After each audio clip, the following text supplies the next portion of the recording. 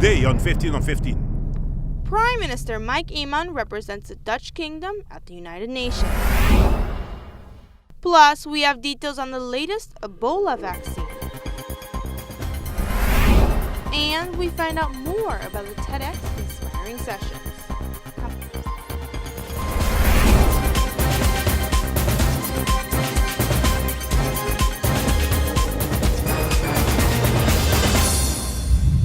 Thank you for joining us. You are watching 15 on 15 with Daniela Piazzi on Channel 15 ATV. Prime Minister Mike Eman is in New York this week to attend the United Nations conference. The Netherlands has asked the Prime Minister to represent the Dutch Kingdom at the forum.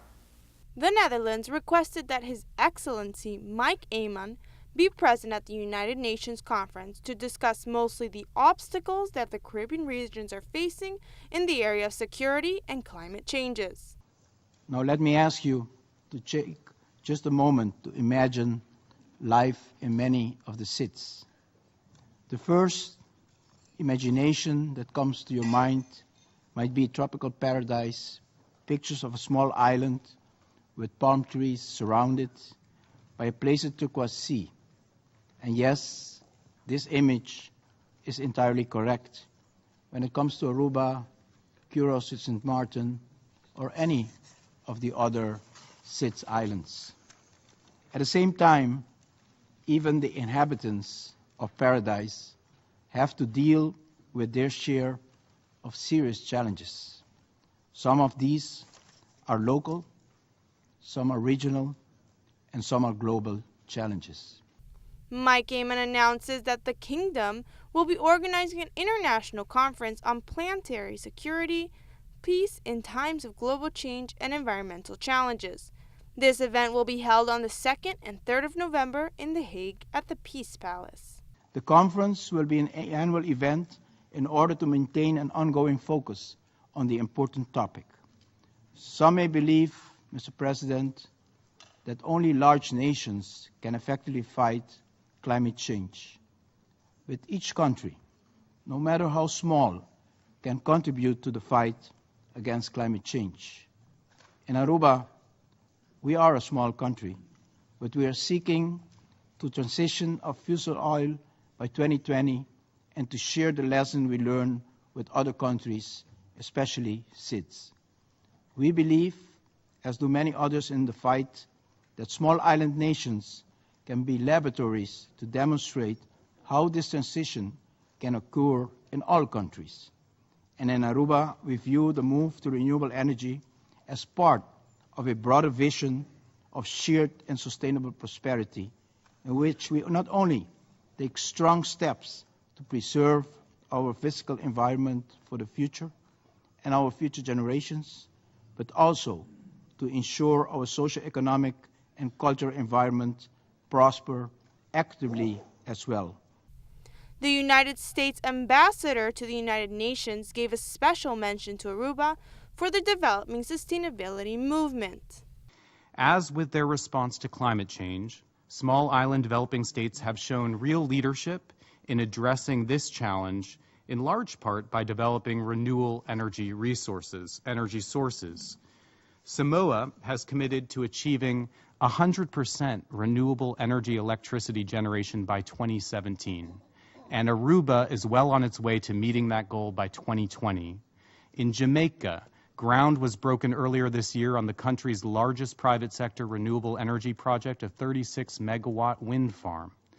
The United States has been and will continue to be a key partner for small island developing states in developing clean energy sources. After the reunion, many Caribbean countries approached the minister to discuss possible partnerships to accomplish common goals. Turning the page, the CEO and president of AHATA met with the Minister of Labor to discuss changes in the Civil Code regarding labor regulations. James Heppel, which is the president of the Aruba Hotel and Tourism Association, expresses his concern about the fixed-term contract procedures. Well, the main issue at the moment is the possibility of introducing what we call fixed-term contracts, because at the moment these are prohibited by the law, and we're one of the very few countries in the world where this is the case. And our argument is that there are so many different opportunities for providing employment by allowing these fixed-term contracts, particularly for younger people. The existing probation period at the moment is quite short and really doesn't give you an opportunity to fully evaluate an individual, so a longer-term contract would help. Mr. Heppel explains that our economy depends 90% on our tourism industry, and if the labor laws are not functioning, the market will decrease. From the country's perspective, if it's going to continue to succeed, if its economy is going to continue to grow, it really depends on a successful tourism industry. And tourism is very dependent on external circumstances, and so you have to be very conscious of what's happening elsewhere and be flexible to basically respond to those particular conditions. So something like this ability to have 2-year or fixed-term contracts is an extremely valuable asset to have in being able to have a successful economy. The meetings have not ended yet, but soon the departments will confer again to prepare the final steps of the Civil Code to send it to Parliament for approval. Moving on, as many may know, the government has decided to make it more accessible for shoppers to park in town. Parking meters will be installed, but not only in the center of the city. Initially, the idea to install parking meters in certain areas of town would help visitors and locals that were running quick errands find a parking spot, opposed to employees that take up spaces for hours at a time. You could be driving around for a long time before you find a place to park in Oranienstadt. This initial idea was a very productive one, but now the government has begun marking off spaces all over the area. This is now leaving no free parking in walking distance for employees. As of this week, the lots behind the main bus station have been marked off to begin placing paid meters. Even if the rate is not a high one, it is still an unexpected cost every month for workers.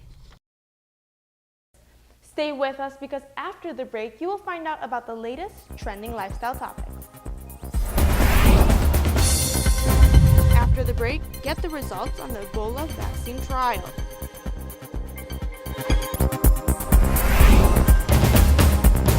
Welcome back from the break. The results are in of the ongoing Ebola vaccine trial among people who had contact with Ebola patients. The Ebola vaccine has so far demonstrated 100% efficiency in individuals. Although further research is needed to determine whether it will be effective, it could keep whole populations safe from infections, even amongst those who are not vaccinated. Experts say that this is an extremely promising development.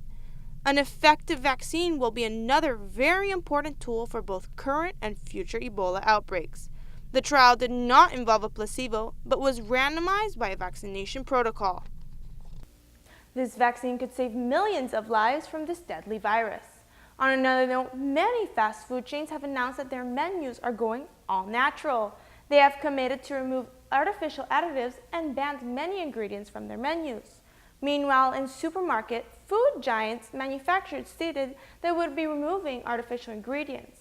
It seems that the food industry has reached a turning point in the name of wellness, but many people don't seem to know that removing artificial ingredients isn't likely to have any impact on your health.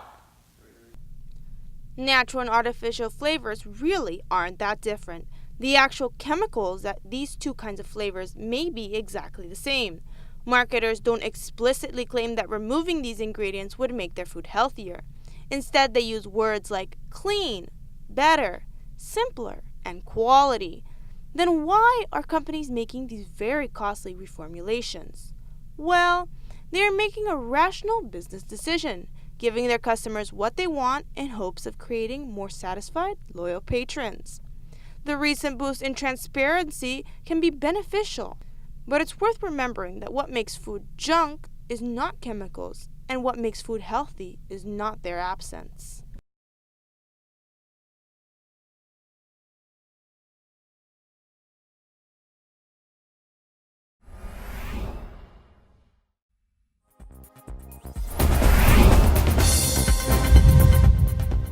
Next up, it's a hackathon on the beach.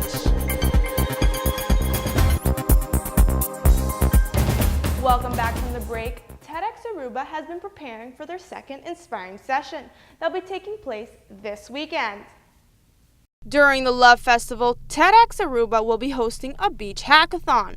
This is a project where different teams have to work together to develop a technological concept from paper to apps or websites in just 48 hours.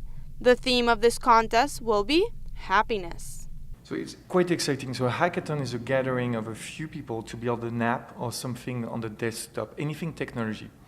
And what we do, we're gonna get a few engineers and a creative together for 48 hours. They're gonna come up with something, and us, as a coach and mentors, we're gonna help them to be more creative, to be more technological, to find something more disruptive on the beach during those 48 hours with technology. So we have a tech mentors, creative mentors, and so that's what we'll be doing.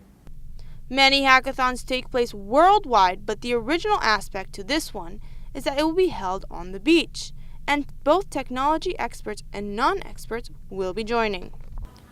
What we want is for people to see how in a very short period of time you can come up with great ideas, and if you work at it, you can make things happen.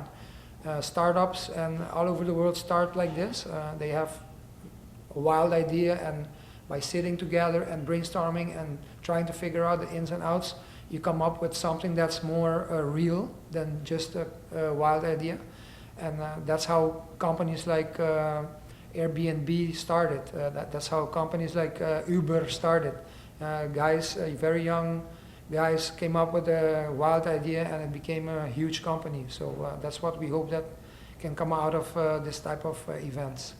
As the date for the TEDx Aruba event approaches, the Inspiring Sessions goal will be to focus on startups. We want TEDx Aruba to get the ball rolling, to get people aware that there's more things that can be done. Startups are the things that everybody's doing now. Technology is helping people create companies with a lot less resources than you had to have before. Before, to start a company, you need to have a lot of money, you need to have a big building, you need to have a lot of employees to make something. Now with technology, the resources to start something don't have to be that big. With a very small amount of money, you can start with an idea and get something really cool going.